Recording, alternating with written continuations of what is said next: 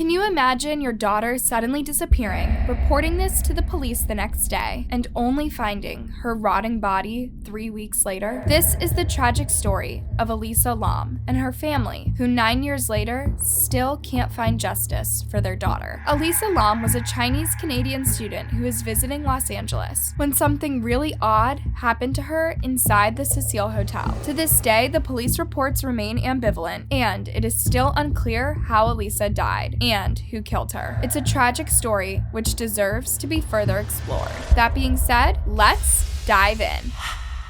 Elisa Lam was an only child and a quiet girl who was interested in fashion and literature. Her parents had come from Hong Kong, but she was born in Vancouver, Canada. Her parents opened up an Asian restaurant in Vancouver, then helped to keep up the popular Chinese restaurant, Paul's. As a teenager, Elisa was diagnosed with bipolar disorder and depression. Bipolar disorder manifests itself as depression, alternating with moments of abnormally elevated mood, called mania. She had a long list of prescription meds she had to take, but she lived a peaceful life with her family, and she was never violent, nor did she attempt to take her own life. In 2010, 19-year-old Elisa started recording her struggles with mental illness alongside pictures of models. She had a blog named Ether Fields on Blogspot, and she kept it running for 2 years. One of her entries just said, "I spent about 2 days in bed hating myself." Many of Elisa's entries revolved around her depression. She was critical of herself for not running, for overeating, and for making excuses to do so.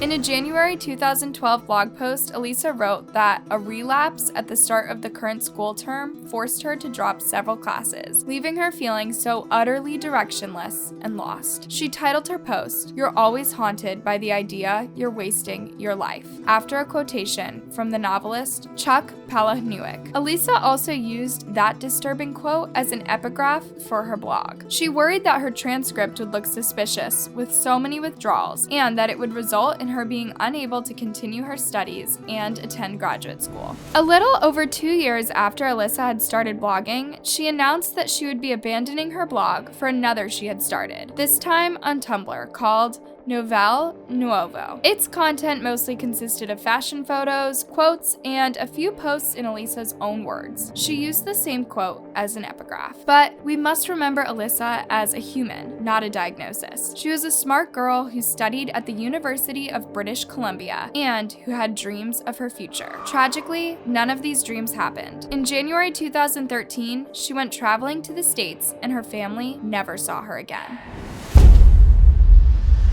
On December 21st, 2012, Elisa wrote about her plans to travel to Los Angeles and visit a school in Santa Clara, where she wanted to get transferred. She even posted her itinerary on Tumblr and called out to any people who wanted to meet while she was on the road. On January 9th, 2013, Elisa posted that she had created a new Facebook page for the 5th time because of paranoia. She added that this is the start of her depression and that she feels very low. On January 22nd, Elisa arrived in San Diego via Amtrak and intercity buses, after getting lost in an airport and missing her flight. Throughout the following days, Elisa visited the San Diego Zoo and posted pictures she'd taken there on her Tumblr. She also wrote a post saying, "Every now and then, I do something entirely impulsive and reckless, like tell a guy I just met I like him." On January 26th, Elisa arrived in LA. On the first night, she wrote on her Tumblr that she went out with some friends to a speakeasy. On the 28th, she checked into the Cecil Hotel, rebranded as Stay on Main. The Cecil Hotel was an affordable hotel in downtown LA, which has a huge homelessness problem. While some floors were for visitors like Elisa, others were for short or long-term accommodation for people who lived in this Skid Row area. Before Elisa's tragedy, the hotel already had a bad reputation. It was a place with a history of suicides, overdoses, and a place where several high-profile serial killers had stayed. It was even the inspiration for American Horror Story Hotel, which starred Lady Gaga as a vampire living in a penthouse.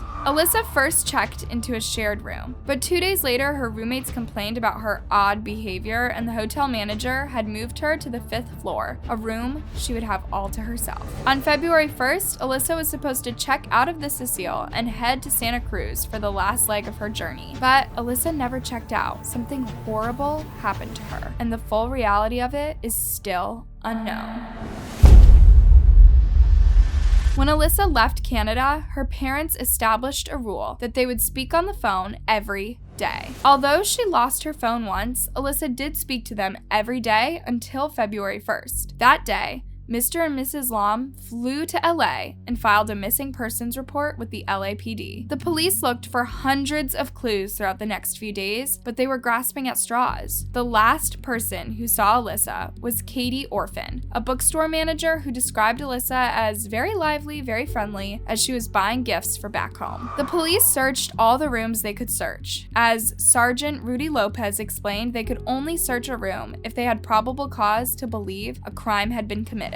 After desperately searching for clues and finding nothing, LAPD went public on February 6th and invited everyone to be on the lookout for Elisa, as well as come forward with any useful information. Another dreadful week followed, with Elisa's parents getting more worried every minute, and with the police getting desperate for results. On February 14th, the police found a huge breakthrough to the case, a really strange security camera footage from the Cecil Hotel elevator. The video immediately got worldwide attention. On the Chinese platform, Youku, it got 3 million views and 40,000 comments in just 10 days. Many people found it too unsettling to watch to the end. The footage shows Elisa in a very agitated state, going in and out of a seemingly broken elevator. Was she having a bipolar episode? Had she forgotten to take her meds? Was she running away from someone? The police were at a loss as to how this footage could connect to her disappearance, but they knew something was off. However, it wasn't until February 19th that they could close the case.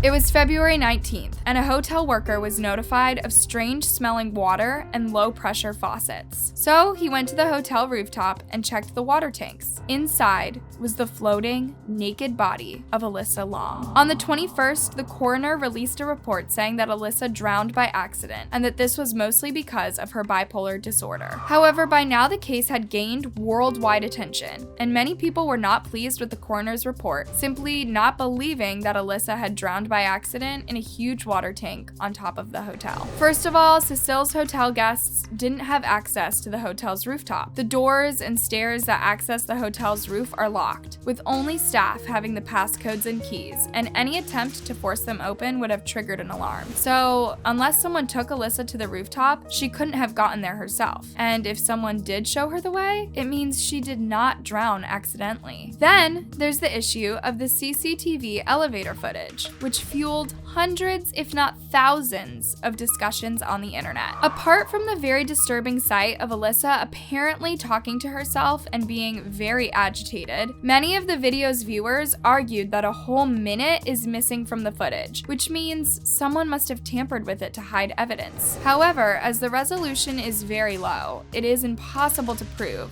if the minute is missing or not. Then there were claims that someone purposefully pixelated Elisa's mouth in the footage so that they could hide something she was saying. But then again, these claims were never addressed by the police. Then came the claims of supernatural forces possessing Elisa's body. But to make these claims is to ignore Cecil Hotel's horrifying history. In 1985, serial killer Richard Ramirez stayed at the Cecil Hotel and took the lives of 13 women. In 1991, Jack Unterweger was arrested as a homicide suspect, also inside the Cecil Hotel. There were numerous cases of guests taking their own lives in the hotel rooms too, many of these people being from Skid Row, who had given up on their hopes and dreams. The most frustrating part is probably that even though Cecil Hotel has a long history of death and murder, none of it can be linked to Elisa in order to uncover the mystery of her death. As drowning by herself in a water tank on a rooftop she didn't have access to sounds pretty implausible, a theory that ran amongst most of the people following her case was as follows. Elisa was followed by a stalker through the hotel, murdered, then dragged to the rooftop so that her killer could dispose of the body in a place where no one would look, the water tank.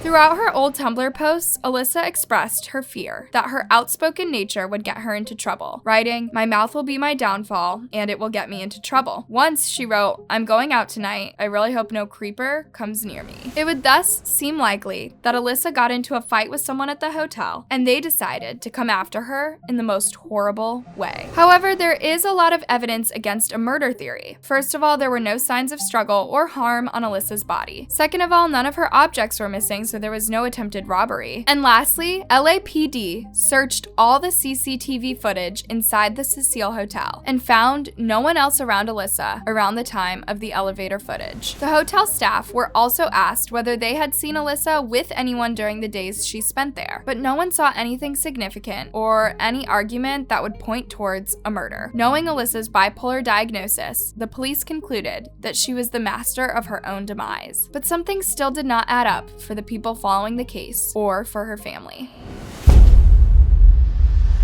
In June 2013, the chief LA coroner released a full toxicology report for Elisa's body, revealing that she didn't have any drugs in her system, apart from the prescription drugs she was supposed to take. However, the report contradicts itself a few times. In the preface, the coroner writes that the evidence is limited, as there wasn't a big enough blood sample provided. Then it says the police ruled out foul play. At the same time, it writes, a full review of the circumstances of the case do not support intent to harm oneself. The manner of death is classified as an accident. So, if Elisa did not take her own life and no one else killed her, then how did she accidentally climb into a massive cylinder tank of water, which had no fixed access to it, lift a very heavy lid, and fall into it? Even if the lid was open, getting on top of the tank was extremely hard from many points of view, including access to the rooftop. So, ruling Elisa's death as an accident sounds far-fetched, to say the least.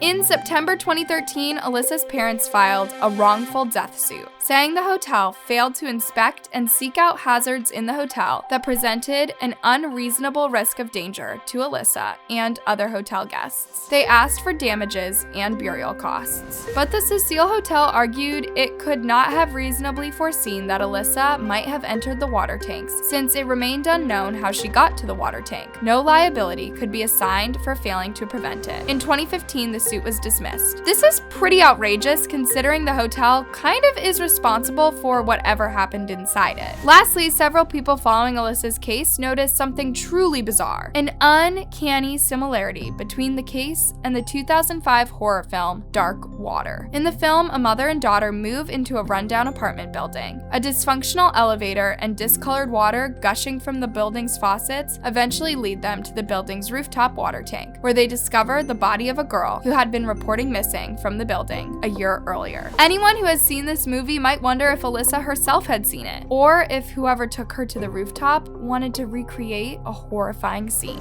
One last detail points, perhaps, to the police closing Elisa's case. In the coroner's report, it says that Elisa had traces of antidepressants in her system. These were the meds she had been taking for years, but the anxiety stoppers and mood stabilizers were missing. This means Elisa hadn't taken all of her meds for a day or two. In the case of bipolar disorder, not taking these meds can result in a serious psychotic episode. These can include hallucinations, which can make people do extreme things to avoid what they think is happening to them. One psychiatrist describes a patient having a bipolar psychotic episode as disorganized but looking focused, with pacing and moving hands erratically as consequences of the hallucinations. Looking at the CCTV elevator footage with that in mind, one can see Elisa looking focused while also moving in a disorganized way and waving her hands in the air inexplicably. In the last few years, an anonymous source came forward to the police and spoke about one of their relatives who was also suffering from bipolar disorder, who took his own life by jumping into a pool. They added that this man was always drawn towards water during his psychotic episodes, that somehow water seemed to calm him. There isn't any evidence yet connecting bipolar disorder to water in any way, but this uncanny case could explain Elisa's tragic end if Elisa was looking for water in the same way during one of her episodes. It's yet unclear just how Elisa got to the hotel's rooftop, or if the hotel's security was indeed that good and the rooftop was inaccessible. The hotel might have been covering themselves against a lawsuit by saying Elisa couldn't have gone upstairs without a key or passcode. No matter the case, Elisa's life was cut short in the most tragic way, and the mysterious circumstances surrounding her death mean that her family will never get the closure they deserve. Thanks for watching, you guys. If you liked this video, make sure to watch the next story, which will totally give you shivers down the spine.